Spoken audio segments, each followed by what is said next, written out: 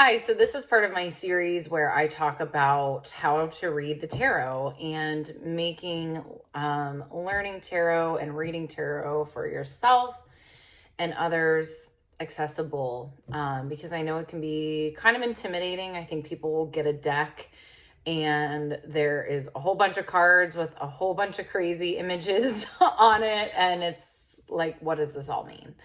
I will say again that with tarot, there's no right and wrong. I'm sure there's people that would maybe fight me on this. I think some people like to, have things a little bit more black and white, but I don't know. Tarot is an esoteric exercise and it's a spiritual tool. And so I just think there's really no way that it can be, a very black and white thing. There are going to be varying interpretations of the cards all the time. And so when I do my videos about the different interpretations of each card, I try to give you a lot of different things to think about, different themes, different ideas, different imagery, different symbolism to think about with the cards.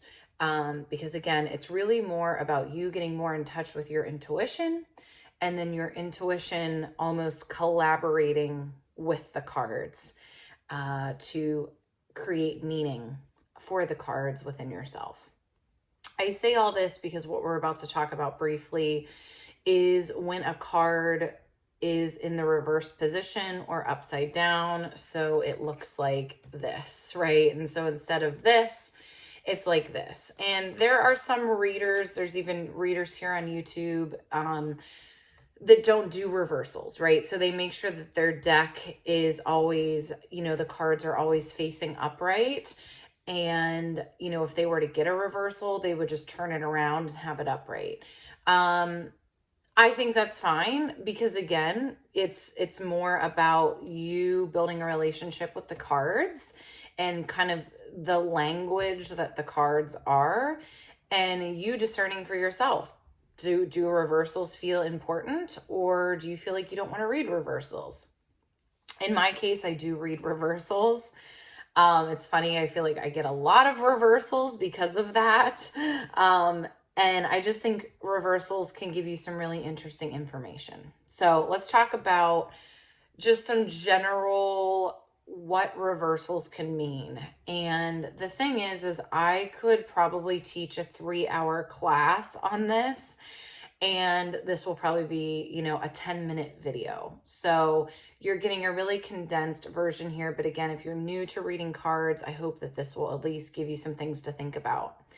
So let's just talk about kind of the basic, what a reversal could mean. So at the most basic level, it could be that it's essentially the opposite of the meaning of the card upright. Okay, so let's say you have the Fool, and the Fool is about taking chances, fresh start, trusting and, taking the leap and trusting that the net will appear, new opportunities. So let's say it comes up reversed and we're talking about it being an opposite situation. That could maybe mean that you feel stuck, that you feel like you're procrastinating a decision, that you feel that nothing exciting is happening in your life, that you're kind of, again, you're stuck, you're bored, you're uninspired. So that's a little bit more of an opposite view, right? So see how that's kind of the opposite of this, take a leap and the net will appear, new opportunities, new journeys. So the opposite of that. It could also be the more shadow side of the card. So when we talk about the shadow side, right, I'm going to give you an example here first. So the shadow side is something, if you're talking about somebody being frugal can be seen as a good thing, right? They are really frugal with their money. They're really mindful with their money. That's a good thing, right? A lot of people would think that's a good thing. And it is a good thing. It's not that it's not a good thing, right? And that's what you have to keep in mind with tarot is, again, things are not black and white. So it's not that this is good and this is bad. No, there's always kind of two sides to the coin, right? So if we talk about frugality, it can be a good thing. That person's really frugal. They were able to save for a house, yada, yada, yada, right? What's the other part of frugal though? You're stingy. You're not generous. You are nitpicky. You are anxious and worried about every cent that you spend.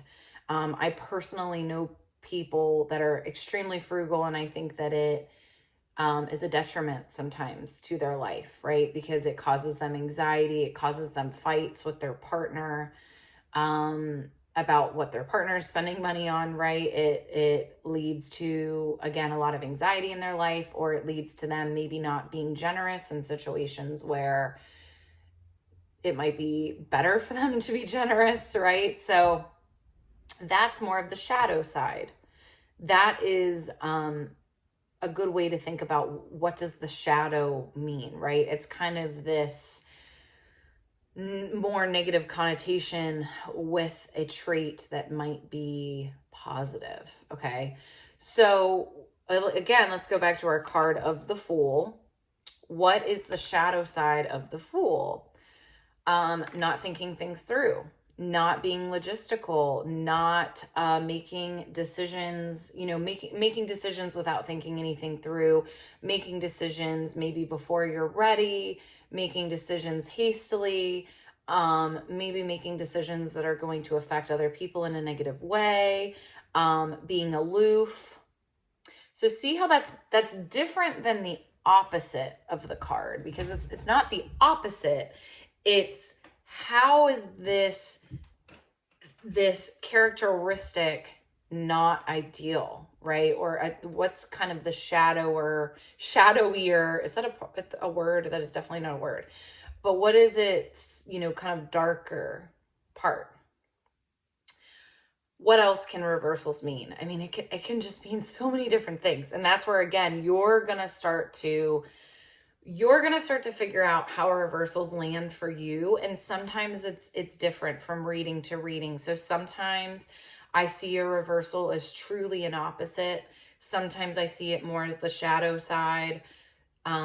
Sometimes I think this is really interesting. So I don't have any cards out as an example, but let's say that you have, like, I have the 8 of Wands here.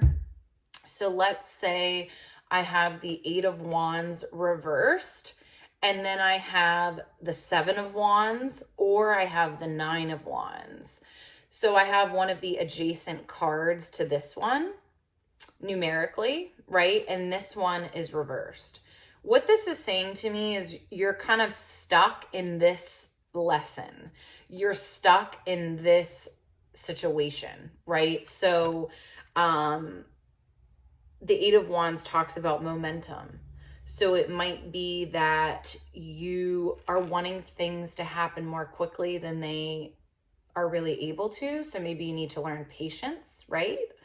Or maybe it's that you're actually doing things a little bit more quickly than you really should, that you should be slowing down, that you're putting too much onto your plate. And so I would look at the other cards around it to figure that out, right? But oftentimes when I see numbers next to each other that are, in sequential order, and then one is reversed, it's kind of telling me that you're stuck. You're either unable to move to that next level, or you're unable to, you might need to kind of like go back to the card before it and learn that lesson again.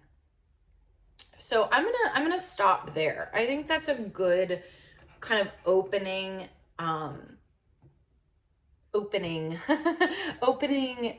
segment, right, on reversals and what they can mean. That's going to give you a lot to think about right there.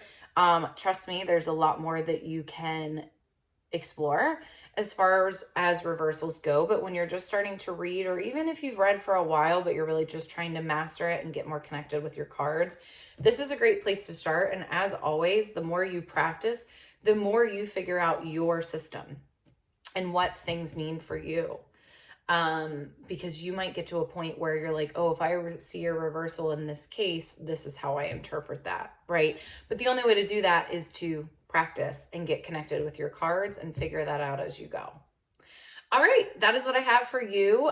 Please go to my playlist where I have a few more videos on just the basics of reading cards.